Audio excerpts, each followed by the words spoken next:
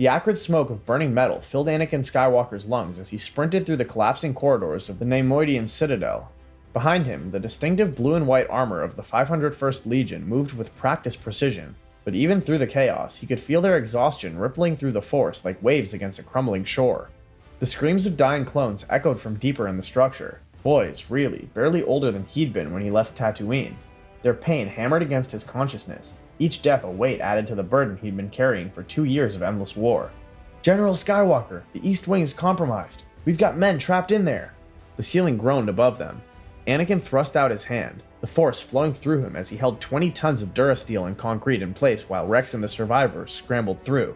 When the last trooper cleared the threshold, Anakin released his grip. The corridor behind them ceased to exist in a thunderous roar of destruction. They'd won. Another glorious victory for the Republic. 37 more names to add to his private list of the dead.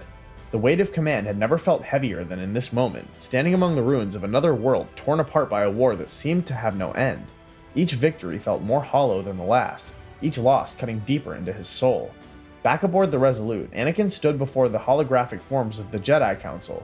Master Windu's perpetual frown seemed deeper than usual, his disapproval radiating through the transmission. The other masters watched with their typical detached interest, as if discussing supply routes rather than the lives under Anakin's command. The blue holograms of the Jedi Council flickered in the dim briefing room, their forms arranged in the familiar circle that had come to feel more like a cage than a gathering of wisdom. Master Windu's expression carried its usual severity, but today there was something else, a weariness that matched Anakin's own, though neither would acknowledge it. "Your aggressive tactics continue to yield results, but at considerable cost. A Jedi must accept that victory sometimes requires sacrifice. I need to return to Coruscant, just for a few days. There are matters, personal matters I need to attend to." He couldn't tell them about Padme, couldn't tell them she'd been sick lately, that something felt different about her presence in the Force, a flickering of new life that filled him with both joy and terror. Couldn't tell them that every night he dreamed of her calling his name, her voice growing fainter with each passing day.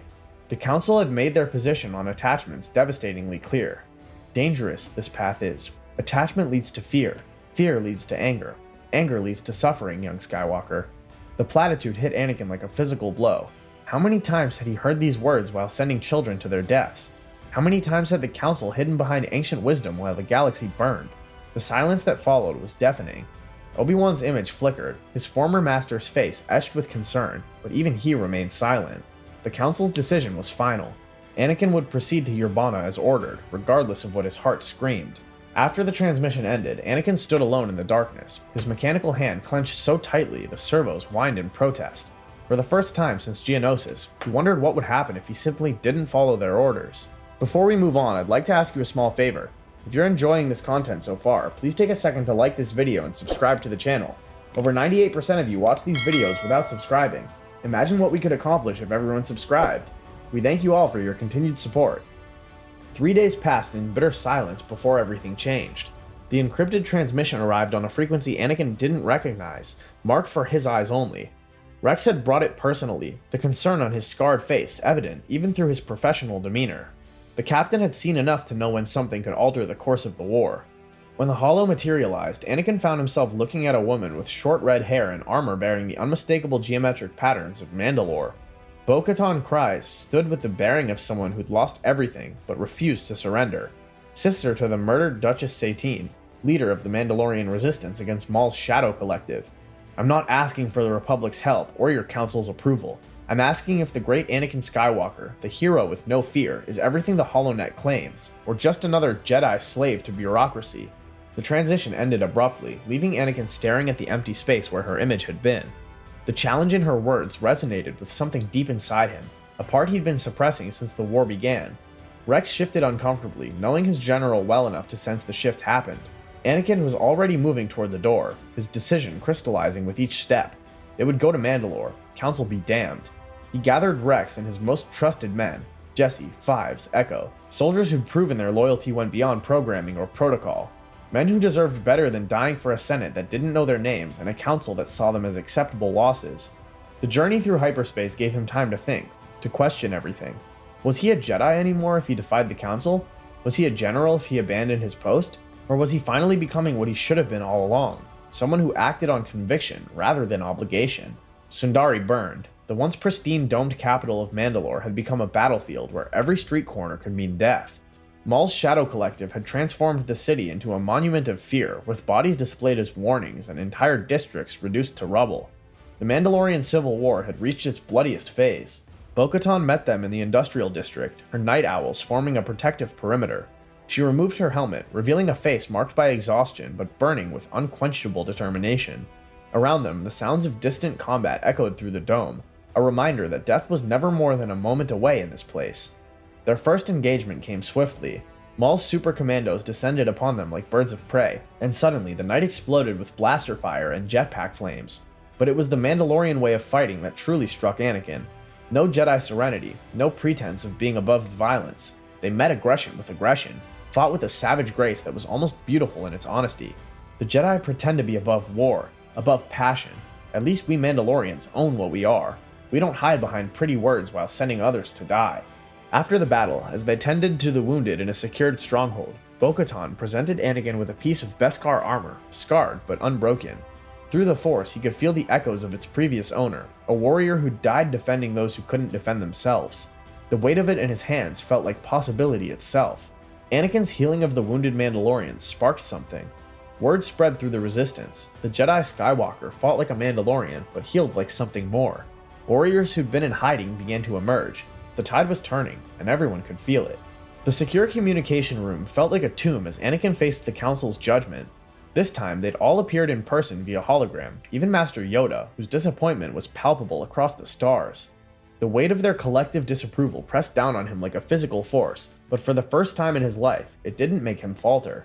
You abandoned your post, took Republic military assets without authorization, and engaged in an unsanctioned military action on a neutral system. Explain yourself, Skywalker. I'm done being your weapon. Done pretending that detachment means wisdom. The Mandalorians are right about one thing. At least they're honest about what they are. Anakin, please, come back. You're throwing away everything. Your future, the prophecy, everything we've worked toward. The words hung between them like a chasm too wide to cross. Anakin looked at his former master, the man who'd raised him, trained him, been more father than teacher, and felt something inside him finally break free. Not break, but break free. The chains of expectation, of prophecy, of a destiny he'd never asked for, all falling away. He cut the transmission without another word. In the silence that followed, Rex and the others entered. One by one, they removed their helmets, placing them on the table, a gesture more meaningful than any words. They were choosing too. Choosing to follow not the general the Republic had assigned them, but the man who'd bled beside them.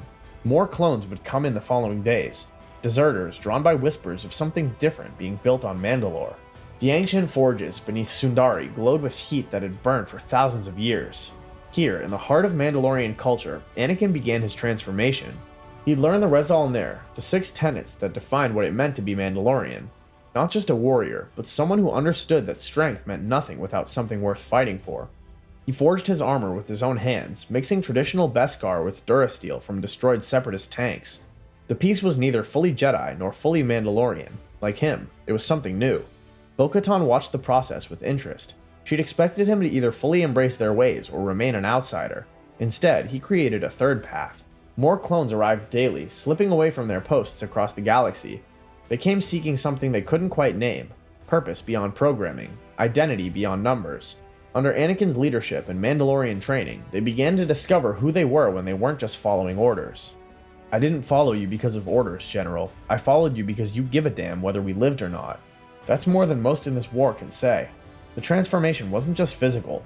Anakin felt the Force differently here, fighting alongside warriors who didn't suppress their emotions, but channeled them. The serene flow the Masters taught had become a raging river of purpose and power. He wasn't falling to the dark side, he was finding balance and accepting all of himself. Days blurred into weeks as they pushed back against Maul's forces. District by district, they reclaimed Sundari, and with each victory, the whispers grew louder. Skywalker could be Mandalore. He had the strength, the vision, and most importantly, the loyalty of warriors from multiple worlds. The throne room of Sundari had been transformed into a monument to Maul's twisted vision. The ancient seat of Mandalore's rulers was now surrounded by the weapons of defeated challengers, their Beskar armor mounted like trophies. The darksaber rested across Maul's lap as he waited, his yellow eyes burning with anticipation. He'd known Skywalker would come. The failed chosen one, cast aside by the Jedi, embraced by warriors. Join me, and together we can rule not just Mandalore, but systems throughout the galaxy. Two kings of warriors, answerable to no one. Mandalore doesn't need kings, it needs leaders who serve, not rule. The duel erupted with volcanic fury. Maul fought with the desperate strength of someone with nothing to lose, the darksaber humming its ancient song of power. But Anakin had evolved beyond the careful forms of the temple. He fought with Mandalorian brutality enhanced by raw force power, a combination that even Maul hadn't anticipated. They shattered ancient pillars and carved molten gouges in walls that had stood for millennia. The battle spilled onto the palace balcony where all of Sundari could witness their fate being decided. In the end, Maul's arrogance betrayed him, an overextension born of desperation. Anakin's blade found its mark, severing the former Sith's mechanical legs and sending him crashing down, defeated but still alive. Standing over his fallen opponent with the darksaber now in his grasp, Anakin made a choice that defined him. He wouldn't grant Maul the mercy of death. The people he'd terrorized would decide his fate. It was justice, not vengeance. The Mandalorian was tempered by something greater. Bo-Katan knelt before Anakin, offering him the darksaber and with it, the throne of Mandalore. The entire room held its breath. He had won it by combat, proved himself in battle, united the clans. By every tradition, he had earned the right to rule. The weight of an entire world's hope rested in that ancient blade. Then, the galaxy shattered. Execute Order 66. Rex's hand moved to his blaster against his will, his eyes wide with horror as his body betrayed everything he believed in. Around the room, every clone began the same horrific transformation, their inhibitor chips overriding their free will. But Anakin was ready. He reached out with the Force, not to attack, but to hold, to heal. With precise telekinetic pressure, he found and destroyed each chip, freeing his men from their programmed betrayal. Through the Force, Anakin felt the death of the Jedi Order across the galaxy, masters and younglings alike falling to the weapons of those they'd trusted most. The Republic was dead, and from its ashes, something monstrous was rising. He could feel Palpatine's true nature now, the Sith Lord who'd orchestrated everything from the shadows. Rex was on his knees, tears streaming down his face as he realized what his brothers across the galaxy were being forced to do. The clones Anakin had saved looked at him with a mixture of gratitude and horror. They were free, but at what cost? And more importantly, what came next? The darksaber hummed in Anakin's hand as he weighed his options. He could stay, become Mandalore, build a fortress against the darkness, or... Through the Force, Anakin felt Padme's presence on Coruscant, frightened, alone, and carrying new life within her. Their child. The revelation hit him with the force of a turbo laser. Everything he'd been fighting for crystallized in that moment. Not prophecies or governments, but the people he loved and the future they deserved. He held out the darksaber to Bo-Katan. The gesture sent ripples of shock through the room. To refuse the throne after winning it was unprecedented, but Anakin had learned that true strength sometimes meant knowing when not to grasp power. I'm not a Jedi anymore, but I'm not Mandalorian either. I'm something else, something new, and there are people out there who need what I've become. Bo-Katan took the ancient blade with trembling hands. She'd expected to follow, not to lead. But as the darksaber ignited in her grip, something shifted in the room. The clans saw not a second chance, but someone who'd earned the right through years of sacrifice, now backed by the legendary Skywalker's endorsement. Anakin turned to his freed clones, men who'd chosen him over programming, freedom over security. Some would stay on Mandalore, finally having found a home that valued them as individuals. Others would follow him into the uncertain future. All of them were finally, truly free. As their ships lifted off from Mandalore's surface, Anakin stood in the cockpit wearing the hybrid armor he'd forged. Neither Jedi nor Mandalorian, but something entirely his own. Behind him, Mandalore stood as a free world under Bo-Katan's leadership, a beacon of resistance against the Empire's rise. Ahead lay Padme, Obi-Wan, and others who'd survived the Purge. Rex stood beside his general, no, his friend, as the stars elongated into the brilliant lines of hyperspace. Around them, the men who'd chosen freedom over duty prepared for whatever came next. They were soldiers without an army, warriors without a war, but for the first time in their lives, they were truly themselves. Anakin felt the Force swirling around them, not with the certainty of prophecy, but with the endless possibility of choice.